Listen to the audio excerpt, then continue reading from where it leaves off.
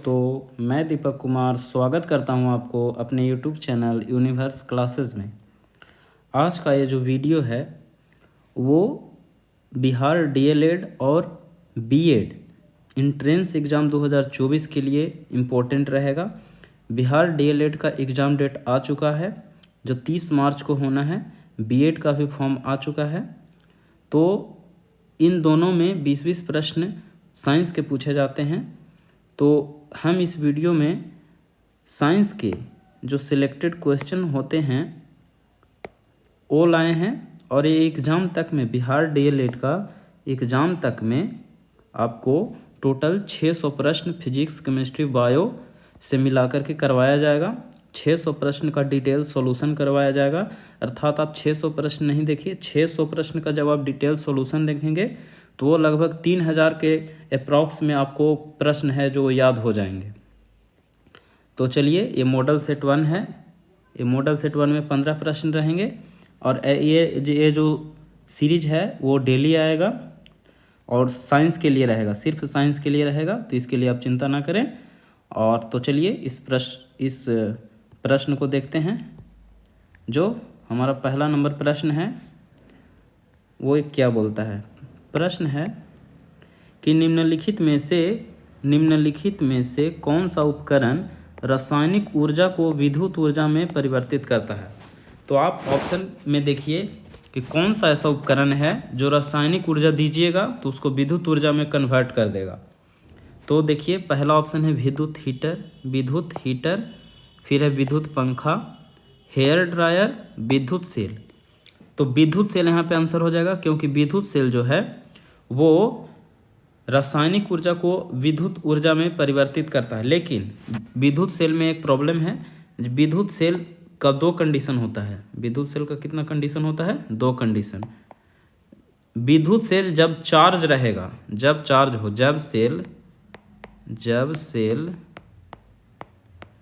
Cell एक second,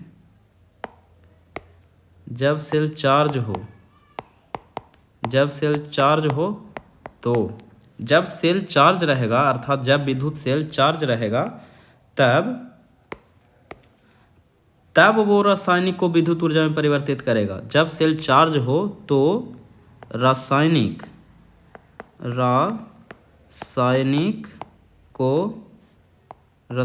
को विद्युत ऊर्जा में परिवर्तित करेगा, विद्युत ऊर्जा में, ठीक है, विद्युत ऊर्जा में परिवर्तित करेगा। लेकिन जब सेल डिस्चार्ज हो, जब सेल डिस्चार्ज हो,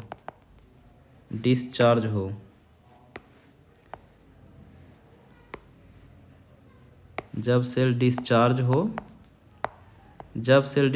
हो तो क्या होगा? जब सेल डिस्चार्ज होगा तो होगा वो उल्टा करेगा, वो विद्युत ऊर्जा को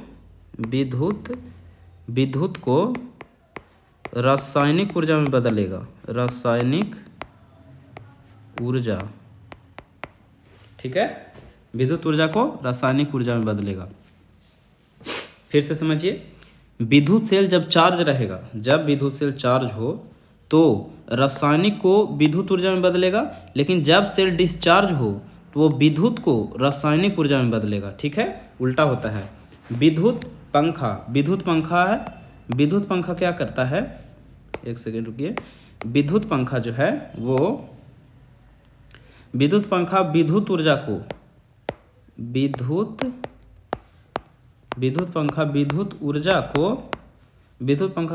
को यांत्रिक ऊर्जा में बदलता है, ठीक है। विद्युत पंखा क्या करता है? विद्युत ऊर्जा को यांत्रिक ऊर्जा में बदलता है। विद्युत हीटर, एक है विद्युत हीटर ऑप्शन नंबर ए में। तो विद्युत हीटर क्या करता है? ये विद्युत हीटर जो है वो किसको किस में बदलता है? तो विद्युत हीटर विद्युत ऊर्जा को ऊष्मा ऊर्जा में बदलता है, ऊष्मा ऊर्जा में बदलता है, ठीक है। एक है हेयर ड्रायर क्या होता है? एक बाल सुखाने की एक मशीन होती है तो इससे बाल वगैरह सुखाया जाता है। तो हेयर ड्रायर क्या करेगा, ये विद्युत ऊर्जा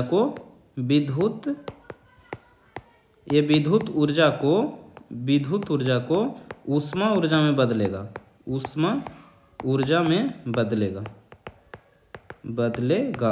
विद्युत ऊर्जा को किस में बदलेगा, ऊष्मा ऊर्जा में। विद्युत ऊर्जा दीजिएगा जब इलेक्ट्रिसिटी ये लेगा और ये हीट उत्पन्न करेगा, उसी से बाल सुखा देता है, ठीक है। तो हेयर ड्रायर क्या करता है, विद्युत ऊर्जा को ऊष्मा ऊर्जा में बदलता है। तो ये प्रश्न पूछ रहा था कि रासायनिक ऊर्जा को विद्युत ऊर्जा में कौन परिवर्तित करता है, तो ये हो जाएगा विद्युत सेल जब चार्ज रहता है तो रासायनिक को विद्युत में करता है, लेकिन यही अगर डिस्चार्ज हो गया तो विद्युत को रासायनिक में बदलने लगता है, ठीक है।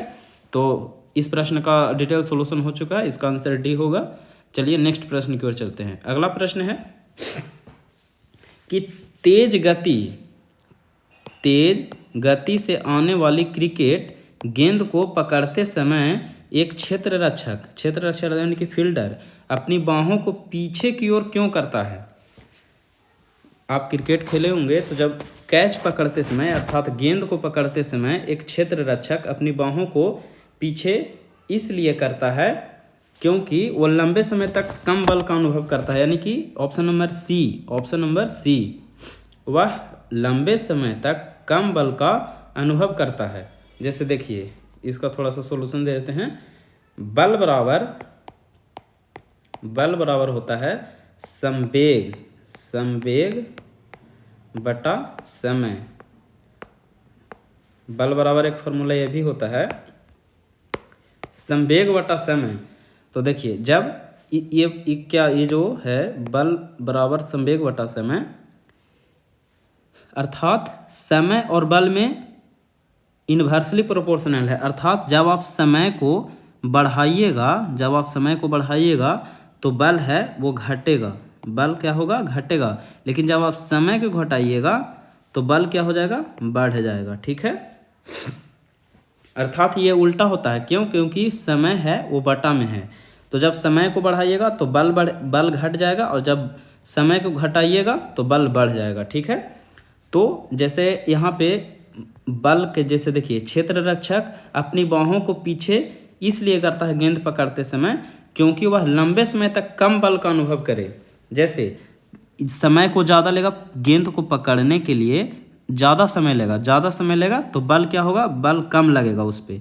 तो बल कम लगेगा अर्थात उसको चोट कम लगेगा। तो चोट कम लगने के लिए अर्थात बल को कम करने के लिए क्षेत्र रक्षक वह अपनी बाहों को पीछे की ओर करता है, ठीक है। तो जब आप समय को बढ़ाइएगा अर्थात समय को बढ़ाइएगा तो बल कम लगेगा, और जब आप समय को घटा दीजिएगा अर्थात समय को घटाइएगा तो बल क्या हो जाएगा, ज़्यादा हो जाएगा। तो इस क्वेश्चन का यही सॉल्यूशन था। और फिर से इसको पढ़ते हैं कि तेज गति से आने वाली क्रिकेट गेंद को पकड़ते समय एक क्षेत्र रक्षक अपनी बाहों को पीछे की ओर क्यों करता है। तो इसलिए करता है क्योंकि वह लंबे समय तक कम बल का अनुभव करे, ठीक है। ए ऑप्शन में है कि क्योंकि वह घबरा गया है, ये बिल्कुल भी नहीं होगा। बी ऑप्शन में दिया हुआ है कि क्योंकि इससे गेंद को लक्ष्य बनाने में मदद मिलती है, बिल्कुल ये भी नहीं होगा। क्योंकि इससे उसे सतर्कता मिलती है, तो ये भी नहीं होगा। ऑप्शन नंबर सी जो है वो इसका राइट आंसर हो जाएगा। तो 3 का ऑप्शन नंबर सी हो जाएगा। चलिए नेक्स्ट प्रश्न की ओर चलते हैं। प्रश्न नंबर अगला ये है, अगला प्रश्न है कि जहाज़ों में क्या मापने के लिए इकोलोकेशन का उपयोग किया जाता है। जहाज़ों में क्या मापने के लिए इकोलोकेशन का उपयोग किया जाता है। तो पानी की गहराई मापने के लिए इकोलोकेशन का प्रयोग किया जाता है, ठीक है।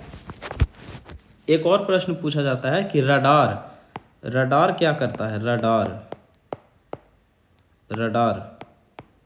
रडार करता है किसी वस्तु की स्थिति जानने के लिए, किसी वस्तु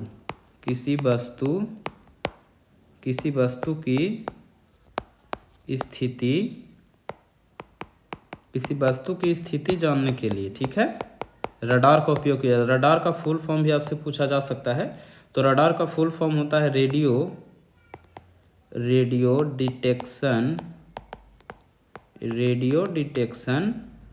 एंड रैंगिंग, ठीक है। तो रडार का फुल फॉर्म हो गया रेडियो डिटेक्शन एंड रैंगिंग, ठीक है। रडार का उपयोग इसलिए किया जाता है क्योंकि समुद्र में किसी वस्तु की स्थिति जानने के लिए इसका उपयोग किया जाता है, ठीक है, किसी वस्तु की स्थिति जानने के लिए। और ये जो इको लोकेशन है वो पानी की गहराई नापने के लिए, इको लोकेशन को आप फैदोमीटर भी बोल सकते हैं, फैदोमीटर, फैदोमीटर, फैदोमीटर जो है, फैदोमीटर वो समुद्र की गहराई नापता है, समुद्र की गहराई मापता है, समुद्र की गहराई मापता है, ठीक है। एक और प्रश्न पूछता है हाइड्रोमीटर, हाइड्रोमीटर, हाइड्रोमीटर, और इसी से रिलेटेड है एक हाइग्रोमीटर, हाइग्रोमीटर, ठीक है। तो हाइड्रोमीटर क्या मापता है और हाइग्रोमीटर क्या, ये दोनों में बहुत कंफ्यूजन होता है। तो हाइड्रो जो है वो द्रव का घनत्व मापता है, द्रव का घनत्व मापता, ये द्रव के लिए मापा जाता है। और हाइग्रो जो है, ये हाइड्रो है, एक हाइग्रो है, और हाइग्रो जो है, हाइग्रो नमी के लिए, नमी कहने का मतलब आर्द्रता, आर्द्रता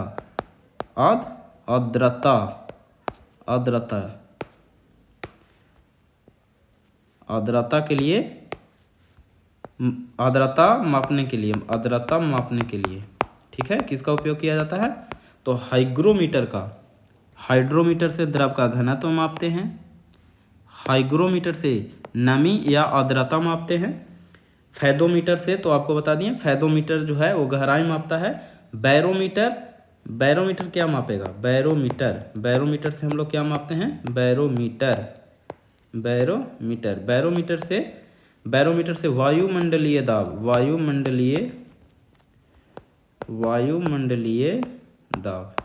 बैरोमीटर से क्या मापा जाता है, वायुमंडलीय दाब। एक और है मैनोमीटर से, ये सब जितना बता रहे सब इम्पोर्टेंट है। मैनोमीटर से क्या मापा जाता है सर, तो मैनोमीटर से मापा जाता है गैस का दाब, ठीक है। तो इस प्रश्न के माध्यम से आपका देखिए कितना प्रश्न क्लियर हुआ। सबसे पहले प्रश्न में पूछा गया था कि जहाज़ों में क्या मापने के लिए इको लोकेशन का प्रयोग करते हैं। इको लोकेशन को आप फैदोमीटर भी बोल सकते हैं, ठीक है। और फैदोमीटर समुद्र की गहराई मापता है, तो इसलिए इको लोकेशन का प्रयोग किस में किया जाता है, पानी की गहराई मापने में। रडार का उपयोग किया जाता है किसी वस्तु की स्थिति जानने के लिए। रडार का जो है full form radio detection and ragging. Hydrometer द्रव का घनत्व मापते हैं, हाइग्रोमीटर नमी आर्द्रता मापते हैं। बैरोमीटर से हम लोग वायुमंडलीय दाब मापा जाता है, और मैनोमीटर से गैस का दाब मापा जाता है, ठीक है। तो चलिए अब हम नेक्स्ट प्रश्न की ओर चलते हैं। अगला प्रश्न है कि अंतरिक्ष का रंग काला दिखाने का कारण क्या है। अंतरिक्ष का रंग काला दिखाने का कारण क्या है, मतलब अंतरिक्ष हम लोग को काला क्यों दिखाई देता है, अंतरिक्ष हम लोग को काला क्यों दिखाई देता है। तो ऑप्शन पढ़िए, प्रकाश का अपवर्तन नहीं होने के कारण, दूसरा ऑप्शन है प्रकाश का प्रकीर्णन नहीं होने के कारण, तीसरा है छोटे कणों द्वारा प्रकाश का प्रकीर्णन, और चौथा है बड़े कणों द्वारा प्रकाश का प्रकीर्णन। तो देखिए प्रकीर्णन होगा, लेकिन प्रकीर्णन नहीं होने के कारण, जैसे देखिए इसको समझाते हैं, इसका ऑप्शन नंबर बी आंसर हो जाएगा। बी क्या हो जाएगा, बी आंसर हो जाएगा, प्रकाश का प्रकीर्णन नहीं होने के कारण। अगर प्रकीर्णन होगा तो किसी न किसी कलर को दिखाई देगा। जैसे अंतरिक्ष में रंग काला इसलिए नहीं दिखाई देता है क्योंकि प्रकीर्णन होता ही नहीं है। प्रकीर्णन होता तो जैसे इसमें काला इसलिए दिखाई देता कि जिसमें जैसे जो भी उस पर कलर जाएगा अंतरिक्ष में, वो अंतरिक्ष जो है वो सारा कलर को अवशोषित कर लेता है, अर्थात एक भी रंग को, जितने भी ये रंग आ रहा है, एक भी रंग को परिवर्तित नहीं करता है, सिर्फ आने देता है, अर्थात सबको अवशोषित कर लेता है। और जिस चीज़ को अवशोषित करेगा, मैंने सब चीज़ को अवशोषित कर लेगा तो काला दिखाई देगा, और जिस चीज़ को परावर्तित करेगा वो उस रंग का दिखाई देगा। जैसे अगर इधर से लाल आ रहा था और लाल को अगर वो परिवर्तित कर देता है तो वो चीज़ जो है वो लाल दिखाई देने लगता है। कैसा दिखाई देगा, लाल दिखाई देगा, ठीक है। तो चलिए नेक्स्ट प्रश्न की ओर चलते हैं। अगला प्रश्न है, वह स्थिति जिसमें अणुवीय आकर्षण अत्यधिक दृढ़ होती है। ठीक है, दृढ़ कहने का मतलब मजबूत, दृढ़ कहने का मतलब टर्जिड, इंग्लिश में बोलते हैं इसको टर्जिड, टर्जिड, या इसको बोल सकते हैं मजबूत। ठीक है, दृढ़ का मतलब ही होता है मजबूत। तो अब आप बताइए कि अणुवीय आकर्षण दृढ़ होता है, माने किसमें सबसे ज़्यादा आकर्षण, मजबूत आकर्षण होगा। तो ठोस का जो अणु है वो सटे सटे होते हैं, द्रव का उससे हटे हटे होते हैं, गैस का सबसे ज़्यादा हटे हटे होते हैं। ठीक है, और वाष्प तो होगा नहीं। तो किसमें सबसे, तो जिसका अणु सबसे सटे सटे होंगे अर्थात बिल्कुल पास पास में होंगे, उसी का ना आकर्षण सबसे अधिक होगा और उसी में सबसे ज़्यादा मजबूत होगा। तो इसका आंसर क्या हो जाएगा, ए, ठोस। ठोस में आकर्षण बहुत मजबूत होता है, इसलिए इस क्वेश्चन का आंसर क्या हो जाएगा, ठोस। ठीक है, चलिए नेक्स्ट प्रश्न की ओर चलते हैं। प्रश्न है कि एक कंडक्टर, एक कंडक्टर कहने का मतलब यहाँ पे चालक हो जाएगा, चालक। एक कंडक्टर प्रतिरोध किसके व्युत्क्रमानुपाती होता है। तो इसका फॉर्मूला आपको पता होना चाहिए कि कंडक्टर का फॉर्मूला क्या होता है। ठीक है, तो प्रतिरोध के बारे में पूछ रहा है कि ये कंडक्टर का प्रतिरोध, यानी कि प्रतिरोध को हम R से डिनोट करते हैं, रेजिस्टेंस इंग्लिश में बोला जाता है प्रतिरोध को। वो बोल रहा है कि रेजिस्टेंस किसके व्युत्क्रमानुपाती होता है। तो रेजिस्टेंस का फॉर्मूला होता है R बराबर rho L by A, rho L by A, rho L by A. यहाँ पे जो R है वो रेजिस्टेंस है, रेजिस्टेंस का मतलब प्रतिरोध होता है। ए हो जाएगा एरिया, और एल जो है, एल हो जाता है लेंथ, और रो हो जाता है कांस्टेंट। तो देखिए R जो है वो किसके व्युत्क्रमानुपाती है, अर्थात इसके उल्टा कौन है, व्युत्क्रम मतलब उल्टा होता है, तो इसके उल्टा कौन है, तो ए हो जाएगा। ए कहने का मतलब एरिया। तो ये एरिया के बराबर प्रतिरोध जो है वो एरिया का व्युत्क्रमानुपाती होता है। तो आप प्रश्न को पढ़िए कि कंडक्टर का जो प्रतिरोध है वो किसके व्युत्क्रमानुपाती होगा। तो क्षेत्रफल के व्युत्क्रमानुपाती होगा, जो कि ऑप्शन नंबर सी में है, अनुप्रस्थ भाग का क्षेत्रफल। तो इसका ऑप्शन क्या हो जाएगा, सी नंबर आंसर हो जाएगा। ठीक है, प्रतिरोधकता नहीं होगा, तापमान नहीं होगा, लंबाई भी नहीं होगा। लंबाई का अनुक्रमानुपाती होता है, ना कि व्युत्क्रमानुपाती होता है। लंबाई का जो है वो अनुक्रमानुपाती होता है, लेकिन ए है, ए कहने का मतलब अनुप्रस्थ भाग का क्षेत्रफल, तो क्षेत्रफल का व्युत्क्रमानुपाती होता है, इसलिए इस क्वेश्चन का आंसर क्या हो जाएगा, सी। चलिए नेक्स्ट प्रश्न की ओर चलते हैं। अगला प्रश्न है, ये मिलान करना है इसको, तो ये आपको याद करना पड़ेगा। तो पहला में है कि विद्युत चुंबकीय तरंग दिया हुआ है इस साइड में, और इस साइड में क्या दिया हुआ है, इस साइड में प्रयोग दिया हुआ है। ठीक है, यानी कि पूछ रहा है इसमें कि विद्युत चुंबकीय तरंग ये जो दिया हुआ है उसका प्रयोग किस किस चीज़ में करते हैं। तो इसको मिलाना होगा। तो इसको देखिए, रेडियो तरंग पी में दिया हुआ है, तो रेडियो तरंग का उपयोग किस में करते हैं, तो रेडियो तरंग का उपयोग किया जाता है फ़ोन वगैरह में। इसमें देखिए थी पढ़ के इस साइड में फर्स्ट में दिया हुआ है घरेलू इलेक्ट्रॉनिक्स के रिमोट स्विच, घरेलू इलेक्ट्रॉनिक्स के रिमोट स्विच। ये घरेलू रिमोट के जो रिमोट स्विच है ये अवरक्त किरण का इसमें उपयोग होता है, अर्थात ये जो है ये इसमें हो जाएगा अवरक्त किरण। अवरक्त किरण का प्रयोग किसमें करते हैं, घरेलू इलेक्ट्रॉनिक्स के रिमोट में। जैसे आप टीवी का रिमोट देखे होंगे तो रिमोट में एक छोटा सा बल्ब लगा होता है, वही बल्ब जो है अवरक्त किरण के आधार पर काम करता है। ठीक है, रेडियो तरंग जो है, रेडियो तरंग वो सेलुलर फोन, देखिए 3 में दिया हुआ है, 3 में दिया हुआ है। ठीक है, यानी कि पी का 3 हो जाएगा, पी का 3, और आर है, आर का क्या हो जाएगा, फर्स्ट। आर का ये जो आर है अवरक्त किरण, ये फर्स्ट में नहीं हुआ कि घरेलू इलेक्ट्रॉन्स के रिमोट स्विच में अवरक्त किरण का उपयोग होता है, और रेडियो तरंग का उपयोग होता है सेलुलर फोन में, और सूक्ष्म तरंग का उपयोग होता है, सूक्ष्म तरंग किधर गया, सूक्ष्म तरंग का उपयोग होता है जो कि क्यू में है, और सूक्ष्म तरंग का उपयोग होता है, देखिए ये बगल में है विमान के नेविगेशन इस्तेमाल रडार, देखिए रडार आया ना, रडार में ही यानी नेविगेशन के रूप में, इकोलोकेशन के रूप में सूक्ष्म तरंग का प्रयोग करते हैं।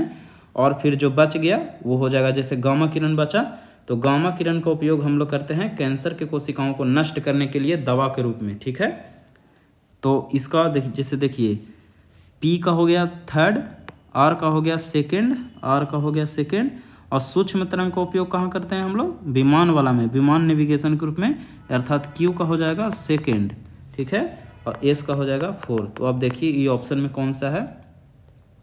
पी का थर्ड, क्यू का 2, तो ये सी नंबर ऑप्शन, ये सी नंबर ऑप्शन आंसर हो जाएगा।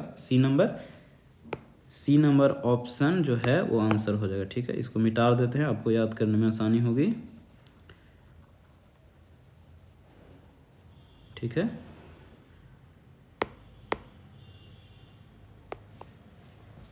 ए सी नंबर ऑप्शन जो है इसका राइट आंसर हो जाएगा, अर्थात पी का हो जाएगा थर्ड, पी का हो जाएगा थर्ड, पी का थर्ड हो जाएगा, ठीक है। आर का फर्स्ट हो जाएगा, आर का फर्स्ट हो जाएगा, क्यू का सेकंड हो जाएगा, इसका सेकंड हो जाएगा, और एस का हो जाएगा 4, ठीक है। तो इस सब का आप उपयोग याद कर लीजिएगा, काफ़ी इंपॉर्टेंट है। चलिए अब नेक्स्ट प्रश्न की ओर चलते हैं। अगला प्रश्न है कि लोलक का आवर्तकाल निर्भर करता है, लोलक का आवर्तकाल निर्भर करता है। तो लोलक का फॉर्मूला होता है टी आवर्तकाल का, आवर्तकाल, एक सेकेंड, टी मतलब होता है टी, आवर्तकाल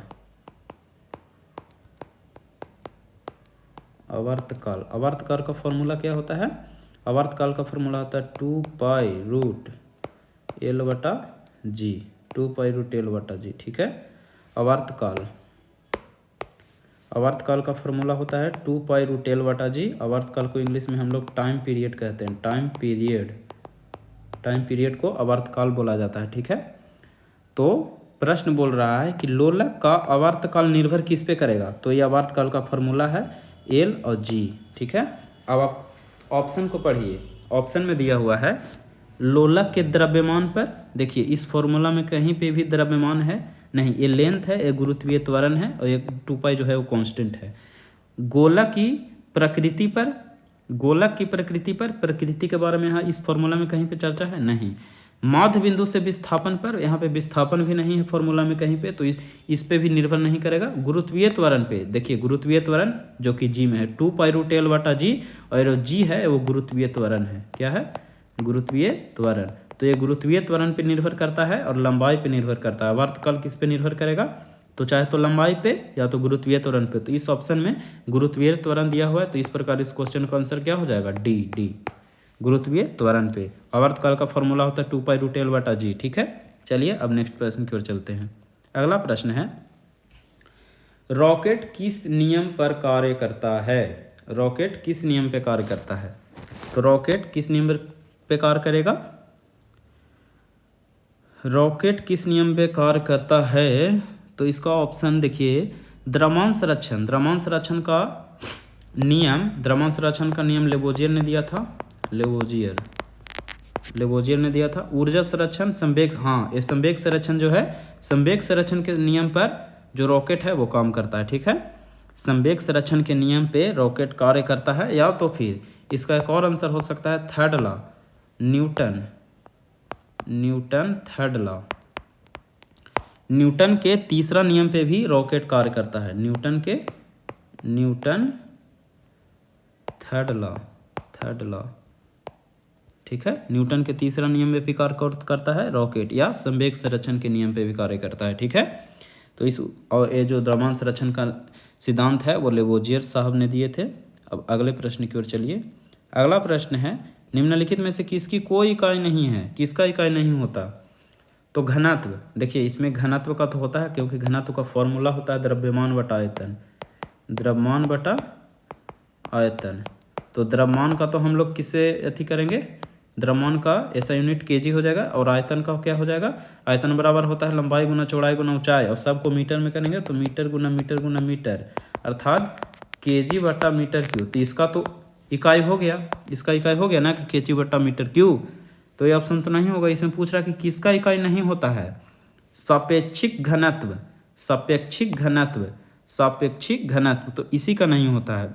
सापेक्षिक घनत्व का ये द्रव्यमानहीन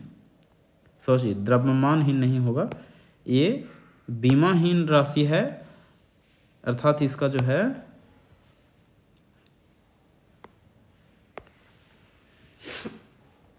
इसका ना तो कोई इकाई होता है, इकाई नहीं भी नहीं होता है, और इसका क्या क्या नहीं होता है, मतलब ये बीमाहीन, बीमा इसका भी नहीं होता, सॉरी बीमा भी नहीं होता है, इसका इकाई भी नहीं होता है, अर्थात इसका कोई यूनिट नहीं होता है, सापेक्षिक घनत्व का कोई यूनिट नहीं होता है। तो इस क्वेश्चन का आंसर क्या हो जाएगा? विस्थापन को हम लोग मीटर से डिनोट करते हैं, दाब का ऐसा यूनिट पास्कल होता है, पास्कल। तो देखिए इसका भी हो गया इकाई, विस्थापन का भी हो गया, दाब का भी हो गया, लेकिन सापेक्षिक घनत्व का कोई इकाई नहीं होता है, नहीं इसका बीमा होता है। ठीक है, चलिए नेक्स्ट प्रश्न की ओर चलते हैं। अगला प्रश्न है, एसआई प्रणाली में प्रतिबल की माप कितनी है? प्रतिबल जैसे पूछा प्रतिबल, तो प्रतिबल का फॉर्मूला होता है बल बटा लंबाई, बल बटा लंबाई। ठीक है, तो बल को हम लोग न्यूटन से डिनोट करते हैं, बल का एसआई मात्रक न्यूटन हो गया, और लंबाई का क्या हो गया? लंबाई का हो गया मीटर, तो न्यूटन बटा मीटर। ठीक है, बल बटा लंबाई, तो न्यूटन बटा मीटर एसआई यूनिट, न्यूटन बटा मीटर, बल बटा न्यूटन बटा मीटर नहीं होगा इसका, एक सेकेंड सॉरी, ये बल बटा लंबाई नहीं होता है, बल बटा क्षेत्रफल होता है, यानी लंबाई इंटू चौड़ाई दोनों होता है इसमें, तो इसका हो जाएगा बल बटा क्षेत्रफल। प्रतिबल का फॉर्मूला होता है बल बटा क्षेत्रफल, तो बल को हम लोग न्यूटन से डिनोट करते हैं और क्षेत्रफल को हम लोग मीटर स्क्वायर से डिनोट करेंगे, तो न्यूटन बटा मीटर स्क्वायर इसका क्या हो जाएगा? ऐसा यूनिट जो कि ऑप्शन नंबर सी में है। ठीक है, न्यूटन बटा मीटर स्क्वायर, तो 12 का आंसर क्या हो जाएगा? सी। ठीक है, वाट, ये वाट जो है ये शक्ति का यूनिट होता है, शक्ति पावर का यूनिट होता है। न्यूटन होता है बल का, न्यूटन किसका होता है? बल का। ये वाट हुआ, ये वाट होता है शक्ति का यूनिट, लेकिन वाट आवर आपसे पूछ दे, watt hour HOURS, watt hour ये किसका यूनिट होता है? ये ऊर्जा का होता है। ठीक है, ऊर्जा का यूनिट क्या होता है? वाट आवर भी होता है। ठीक है, ऐसे ऊर्जा का जूल भी होता है, लेकिन वाट होता है शक्ति का और वाट आवर ऊर्जा का होता है। ठीक है, प्रतिबल का पूछा था, इसका ऑप्शन नंबर सी आंसर हो जाएगा। ठीक है, अगला प्रश्न है, एक कैलोरी बराबर होता है 4.156 जूल, ऑप्शन नंबर सी। ठीक है, ऑप्शन नंबर सी। जूल जिसे देखिए इसमें एक और है याद करने वाली चीज़ कि ऊर्जा, ऊष्मा और कार्य, ये तीनों का ऐसा यूनिट जूल होता है। क्या होता है? जूल। ऊर्जा, ऊष्मा और कार्य तीनों का ऐसा यूनिट क्या होगा? जूल होता है। और एक कैलोरी बराबर होता है 4.156 जूल। ठीक है, नेक्स्ट प्रश्न की ओर चलते हैं। अगला प्रश्न है कि एक आदर्श अमीटर का प्रतिरोध क्या होता है? तो एक आदर्श अमीटर, ठीक है, एक आदर्श अमीटर का प्रतिरोध 0 होता है। ठीक है, एक आदर्श अमीटर का प्रतिरोध क्या होता है? 0। और अनंत किसका होता है? आदर्श अमीटर बोलेगा तब तो 0 होगा, लेकिन आदर्श वोल्ट मीटर बोलेगा, आदर्श वोल्ट मीटर का प्रतिरोध अनंत होता है। आदर्श वोल्ट मीटर बोले तो उसका प्रतिरोध अनंत होता है, लेकिन आदर्श अमीटर बोले तो उसका 0 होता है। इसमें पूछा क्या है? तो आदर्श अमीटर का प्रतिरोध क्या होता है? तो 0 होता है। ठीक है, अमीटर को हम लोग सीरीज में यानी कि श्रेणी क्रम में जोड़ते हैं, श्रेणी क्रम में जोड़ते हैं। ठीक है, अमीटर को हम लोग श्रेणी क्रम में जोड़ते हैं, और वोल्ट मीटर जो है, ये वोल्ट मीटर, इसको हम लोग समानांतर क्रम में जोड़ते हैं, समानांतर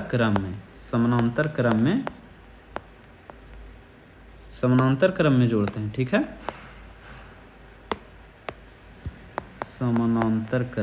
समानांतर क्रम में जोड़ते हैं वोल्ट मीटर को। अमीटर को हम लोग श्रेणी क्रम में जोड़ते हैं।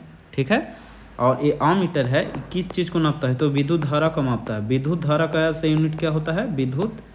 विद्युत धारा का ऐसा यूनिट होता है अमीटर। और वोल्ट मीटर से हम लोग वोल्टेज नापते हैं। वोल्ट मीटर से क्या नापते हैं? वोल्ट मीटर वोल्ट मीटर क्या मापता है? तो ये वोल्टेज मापता है, वोल्टेज मापता है, ठीक है। और आदर्श वोल्ट मीटर का प्रतिरोध क्या होता है? अनंत। और आदर्श अमीटर का प्रतिरोध शून्य होता है, जो कि पूछा गया था प्रश्न में इसका। और अमीटर विद्युत धारा का ऐसा यूनिट है, और श्रेणी क्रम में अमीटर को जोड़ा जाता है, और वोल्ट मीटर को समानांतर क्रम में जोड़ा जाता है। वोल्ट मीटर क्या नापता है? तो ये वोल्टेज को नापता है, ठीक है। नेक्स्ट प्रश्न की ओर चलिए। अगला प्रश्न है कि प्रकाश वर्ष निम्नलिखित में से किसकी इकाई है? प्रकाश वर्ष निम्नलिखित में से किसकी इकाई है? तो प्रकाश वर्ष को इंग्लिश में बोलते हैं लाइट ईयर। लाइट ईयर से हम लोग दूरी मापते हैं, दूरी मापने की इकाई है। अनौपचारिक रूप से अगर बोले तो प्रकाश वर्ष से दूरी नापते हैं। लाइट ईयर को ये दूरी का इकाई है, ठीक है, दूरी का इकाई है। और दूरी का सबसे बड़ा इकाई अगर बोले, प्रश्न पूछा जाता है कि दूरी का सबसे बड़ा इकाई क्या होता है? तो पारसेक होता है, पारसेक, ठीक है। दूरी का सबसे बड़ा इकाई क्या होता है? पारसेक। दूरी का सबसे बड़ा इकाई पारसेक। और एक पारसेक बराबर क्या होता है? 3.26 प्रकाश वर्ष। ये पूछा जाता है, काफ़ी इंपॉर्टेंट ये वैल्यू है प्रकाश वर्ष। सबसे पहले ये प्रश्न आता है कि दूरी का सबसे बड़ा इकाई क्या है? तो पारसेक। और एक पारसेक में कितना प्रकाश वर्ष? तो 3.26 प्रकाश वर्ष होता है, ठीक है, 3.26 प्रकाश वर्ष। और प्रकाश की गति क्या होती है? प्रकाश की